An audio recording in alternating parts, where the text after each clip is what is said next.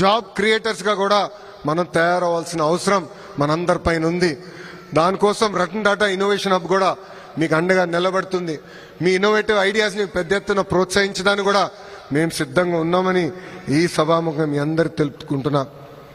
ఇంకా అమెరికాలో ఈరోజు మనందరికి ఇంత గౌరవం తక్కుతుందంటే దానికి కారణం మనకన్నా ముందలొచ్చిన వారు. 1960 నుంచి పెద్ద ఎత్తున తెలుగువారు ఆంధ్రులు కూడా అమెరికాకి వచ్చారు, అద్భుతంగా ముందరికెళ్ళారు, మన గౌరవం ఇక్కడ పెంచారు. ఇప్పుడు ఆ బాధ్యత మన భుజస్కంధాలపైన ఉన్నాయి. ఆ గౌరవాన్ని ముందలు తీసుకెళ్లాలని ఈ సభాముఖంగా మిమ్మల్ని అందరు నేను కోరుతున్నా. అందరం కలిసికట్టుగా పనిచేయాలి, ఒకరొకరికి అండగా నిలబడాలి. అప్పుడే మన హక్కుంది సాధించగలుగుతామని ఈ సభాముఖంగా మీ అందరు తెలుపుకుంటూ, ఇప్పుడే తమ్ముడు ఎర్ర బుక్ గురించి అడిగాడు. నేను గతంలోనే చెప్పా, ఎర్ర బుక్ దాని పని తీసుకుంటా పోతుందని. చట్టాన్ని ఉల్లంఘించిన వారు ఎవరిని మేము వదిలిపెట్టట్లేదు, పెట్టము, దాంట్లో ఎలాంటి డౌట్ లేదు. కానీ వాళ్ళు చేశారు కనుక మనం చేయాలనుకుంటే చాలా పొరపాటు అవుతుంది. 151 అయింది, అది గుర్తుపెట్టుకోవాలి.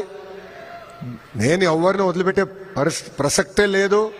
చట్టపరమైన నిర్ణయాలు తీసుకుంటాం, యాక్షన్ తీసుకుంటాం, ఎవరిని వదిలిపెట్టమని ఈ సభాముఖంగా మీ అందరు తెలుపుకుంటూ, ఇక్కడ పేర్లు అవసరమా? టైం వేస్ట్ భయ్యా. నా తల్లిని అవమానిస్తే నేను వదిలిపెడతానా? మీ తల్లిని అవమానించినా నేను వదిలిపెట్టాను. ఎందుకంటే తల్లి బాధ ఆవేదన చూసిన వాడిని. మా అమ్మ ఏనాడు రాజకీయాల్లోకి రాలేదు. వాళ్ళ నాన్నగారు ముఖ్యమంత్రి, భర్త ముఖ్యమంత్రి, కానీ ఒక్క పోస్టింగ్ కానీ ఒక్క కాంట్రాక్ట్లో ఏనాడు తల్లి ఇన్వాల్వ్ అవ్వలేదు.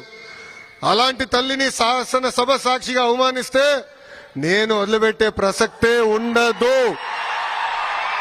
మీకు ఎలాంటి డౌట్ వద్దు. వాళ్ళు అవమానించారని మనం అవమానించకూడదు. ఎందుకంటే నేను మళ్ళీ ఒక విషయం చెప్పాలనుకుంటున్నా. తెలుగు వాడక భాషలో కొన్ని పదాలు ఉంటాయి, మహిళల్ని కించపరిచే విధంగా కొన్ని పదాలు ఉంటాయి. అవన్నీ ఇక్కడ మనం ఉన్నోళ్ళందరం మర్చిపోవాల్సిన అవసరం ఉంది. మహిళలందరినీ గౌరవించాలి. ఏ పార్టీ వాళ్ళైనా పర్వాలేదు, మహిళల్ని సమాజంలో గౌరవిస్తేనే ఆ సమాజం డెవలప్డ్ సమాజం అవుతుంది. ఈరోజు గౌరవ ప్రధానమంత్రి గారు వికసిత్ భారత్ గురించి మాట్లాడుతున్నారు పదే పదే. విలువలు కూడిన భారత్ ఉంటేనే వికసిత్ భారత్ మనందరం సాధించగలుగుతాం. అందుకే కలిసికట్టుగా ముందరికెళ్దాం. వాళ్ళు అన్నారు కనుక మనం అనాల్సిన అవసరం లేదు. మన రూటే వేరు, మన స్టైలే వేరు. 164 రికార్డులు కూడా బద్దలు కొట్టాల్సిన బాధ్యత ఇక్కడున్న మనందరి పైన ఉందని ఈ సభాముఖంగా తెలుపుకుంటూ, నాకు ఇంత అద్భుతమైన ఘన స్వాగతం పలికిన Dallas TDP, Janasena, Bharatiya Janata party సభ్యులందరికీ పేరు పేరున నా హృదయపూర్వక ధన్యవాదాలు తెలుపుకుంటూ, లాస్ట్ ఫర్ ద బెస్ట్ భయ్యా. మీ అందరి బాలయ్య, నా ఒక్కడికే ముద్దల మావయ్య. సినిమాల్లో కానీ రాజకీయాల్లో కానీ ఆయన స్టైలే వేరు.